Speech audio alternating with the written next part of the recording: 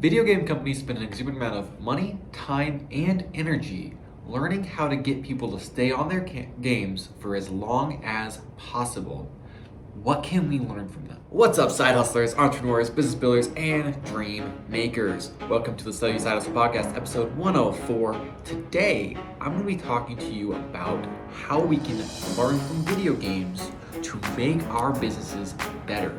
So with that being said, let's get into it. That's right, the topic of the day is all about gamification. How do we gamify our businesses to give ourselves the highest probability of success by building in the same exact systems that actual video games use to get people to stick with them for hours and hours and hours on end? Because we can replicate that in our business. We can get the same dopamine rushes. We can get the same patterns that we're going to see the same level of effort, energy, and focus dedicated to our business as many of us have struggled with being stuck on video games. So I'm going to share with you today 5 ways to gamify your business that I've found to be helpful in mine.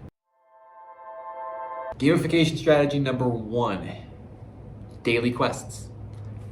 How many games do you play that have daily quests? How many games do you play that have daily quests that actually have a baseline of like, oh yeah, these things show up all the time. They're really consistent, repeated daily quests.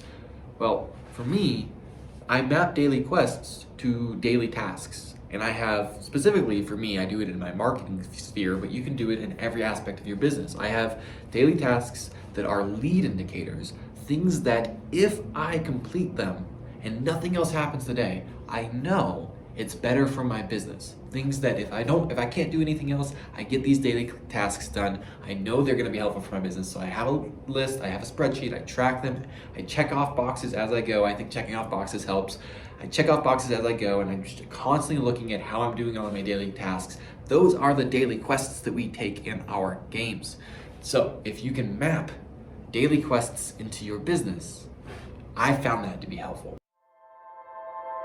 Gamification strategy number 2, PR charts, personal record charts. I have a personal record chart with 200 data points on it, and I look at it every single day and think to myself, what can I hit a PR in? What can I achieve? And then therefore have on paper, quantified, date stamped and everything, that I am now better than I was. I have done better, I have done more than I ever have in the past, just to prove to myself that I'm actually growing and becoming better every single day. Third way to gamify your business, give yourself an incentive structure. Similar to the way you would for a salesman, where you have a tiered incentive structure, build one out for yourself, but don't make it about take home, although you could. Make it instead about other things that you're actually excited about. For example, I'm in this brand new office that is quite large, and my stuff, all of my stuff, barely fills it at all. So I'm very, very excited about getting decorations for the office, getting soundproofing for the office, getting furniture for the office, and just making this space nicer. But I decided rather than spending all the money up front, I was going to build it into my incentive structure. So every month, and this really isn't like whether or not I can afford it. This is just giving myself a target to earn that excites me, right? So every single month, I have a tiered incentive structure. If I do X amount of revenue, then I get to spend Y amount on the office. For example, in December, this month, the month we're currently in, I've mapped it so that if I hit my baseline revenue, then I spend $0 on the office. Why? Because hitting baseline isn't really a goal. It's just if nothing changes. So instead, tier 2, if I hit, it's roughly 10% above my baseline. Yeah, 10% above my baseline. Then I get to spend $100 on the office. And then the next tier is 20% above my baseline. I get to spend $200. It moves up that way. I think I had a cap at $300, so I'm hoping that I get to spend $300 on the office January 1st. That's my goal, and that's how we can give ourselves incentive structures, regardless of whether or not they're connected to revenue. My incentive structures are actually more complicated than that, and I do personally have it connected to revenue. So that's one part of it, is what I get to spend on the office. The other part of the tiers is what I get to personally take home, which is not a percentage of my revenue. It's not a percentage of my profit. It's just, did we hit the goal? If so, then I get to take this much home. I also have a goal it's an incentive structured goal for the number of new subscribers I get into my group coaching program. And that's on a quarterly basis. So every quarter, if I hit this number, then I get, actually, every quarter, it's effectively, I think if I remember right, I think that the goal is 10. If I get 10 subscribers, then at the end of the quarter, I get a $25 bonus. If I get 20 at the end of the quarter, I get a $50 bonus. If I get 30 at the end of the quarter, I get a $100 bonus. If I get 40 at the end of the quarter, I get a $150 bonus. And it's kind of walking up that way. And those are just little perks just to get myself excited. It's not really about the money, it's about whether or not it gets you excited. Build an incentive structure into your business to get you excited about hitting the goals. Gamification strategy number 4, turn the things that you normally do to procrastinate into rewards.